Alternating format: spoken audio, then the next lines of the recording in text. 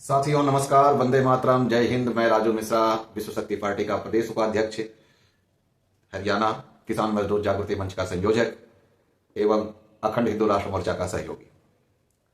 आज जो आप लोगों को ये वीडियो बना रहा हूं साथियों, इसके पीछे दो तीन उद्देश्य है और जो मैं समझता हूं कि आपके लिए बहुत ही इम्पोर्टेंट होने वाली है। और वीडियो को बिना स्किप किए आप देखिए और अच्छी लगे वीडियो तो इसको शेयर भी कीजिए, लाइक कमेंट्स कीजिए। और चैनल अगर आप हमारे यूट्यूब चैनल पे देख रहे हैं तो इसको सब्सक्राइब कर लीजिए ताकि आने वाले टाइम में जो भी वीडियो आए आपको उसका नोटिफिकेशन मिल जाए। और अगर फेसबुक पे आप देख रहे हैं तो आप लाइक और फॉलो कर लें। तो बात शुरू करते हैं साथियों। आज जैसे कि आप सबको पता है कि हमारी जो वीडियो आती है सिर्फ लोन का जो पीड़ितों के लिए, हम समाज में कुछ करना चाहते हैं जो आप लोगों के हित की बात हो और आप अपना बचाव कर सकें। तो बहुत सारे साथियों ने हमारे पास से ग्रुप में मैसेज किया हुआ है कि सर कोई कहता हमने ताला तोड़ दिया, कोई कहता हमारा ताला लगा हुआ है, कोई कहता हमारा ताला लगने वाला है, तो इसको कैसे फाइट करें। तो सबसे पहले आपको जानकारी के लिए बता दें कि आप सबसे पहला कदम आपने जो उठाना है वह आपने सबसे पहले एक अपना लिखित शिकायत बैंक मैनेजर को दीजिए। जिस शाखा से आपका लोन हुआ है, जिस शाखा से आपने कर्ज लिया है, उसको एक लिखित शिकायत दीजिए कि हमारी ये शिकायतें हैं, इसको आप हल कीजिए ताकि मैं आपका रिपेमेंट कर सकूं। और उसके बाद उस शिकायत देने के बाद अगर मैनेजर लेता है तो ठीक है, और अगर नहीं लेता है मैनेजर आपका शिकायत तो आप बेहतर होगा कि आप उस शिकायत को डाक से भेजें। और जैसे ही आप डाक से भेज देते हैं उस शिकायत को, उसके पहुंचने के बाद आप जाइए और बैंक में जाकर के आप उसका डायरी नंबर लीजिए। जितनी भी शिकायतें होती हैं बैंक में उसका बाकायदा उनके पास एक रजिस्टर होता है जिसके अंदर वो डायरी नंबर लगा करके आगे उसको प्रोसेस में करते हैं। तो आप वो डायरी नंबर लेना ना भूलें। पहला आप ध्यान रखें कि बैंक में जो आप शिकायत देते हैं उसका डायरी नंबर लेना ना भूलें। चाहे आप फिजिकल देते हैं तो रिसीविंग लें, और अगर फिजिकल नहीं देते हैं बाई डाक भेजते हैं तो उसकी डायरी नंबर जरूर लें।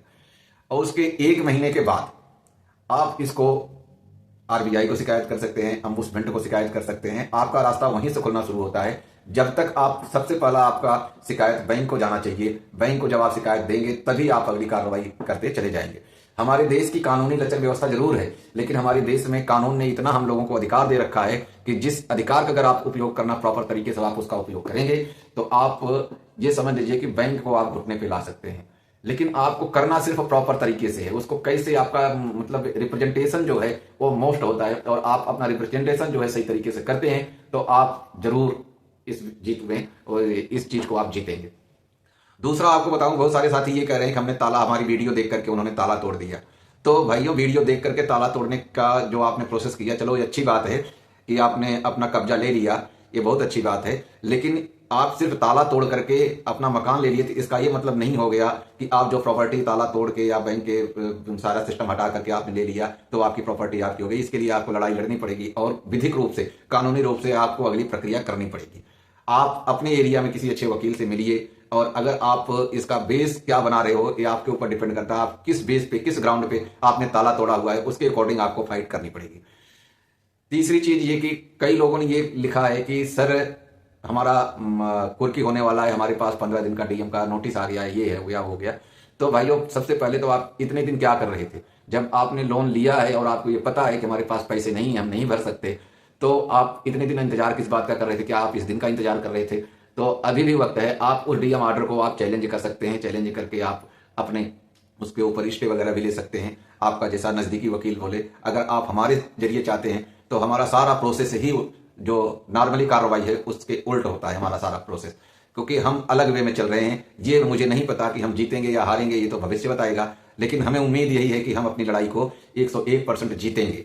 और जब भी जीतेंगे, चाहे कोर्ट से जब भी फैसला आए हमारे पास तो हमें फैसला मिले। तो मेरा ऐसा मानना है कि क्योंकि पॉजिटिव सोच को हम रखने वाले लोग हैं, तो मेरा ये मानना है कि जब भी फैसला आएगा कोर्ट का तो हमारे ही हक में आएगा। क्योंकि बैंक इतनी छोटी छोटी गलतियां इतनी बहुत सारा कर देती है जो हमें इकट्ठा करना पड़ता है, और उन गलतियों को इकट्ठा करने में हमें जो है जितना समय लगाना पड़ता है, जितना दिमाग लगाना पड़ता है, वो बहुत ही ज्यादा कंडस्टेड है। मतलब इतना है कि आपको बता नहीं सकता मैं कि किस तरीके से ये सारी चीजें निकाली जाती हैं। तीसरी और चौथी बात यह है साथियों, आपको बताऊं कि जो भी साथी हमारे ग्रुप से, हमारी टीम में जुड़ना चाहता है वो एक नंबर नोट कर ले, 94 684 77 951। इस नंबर पे आप अपना नाम पता एड्रेस लिख करके व्हाट्सएप कर दें। इस पे कॉलिंग नहीं है, कॉलिंग सुविधा नहीं है, क्योंकि यह सिर्फ सिस्टम जनरेट नंबर है। इसके ऊपर आप जो भी आप डालेंगे उसका आपको जवाब 24 घंटे में मिल जाएगा।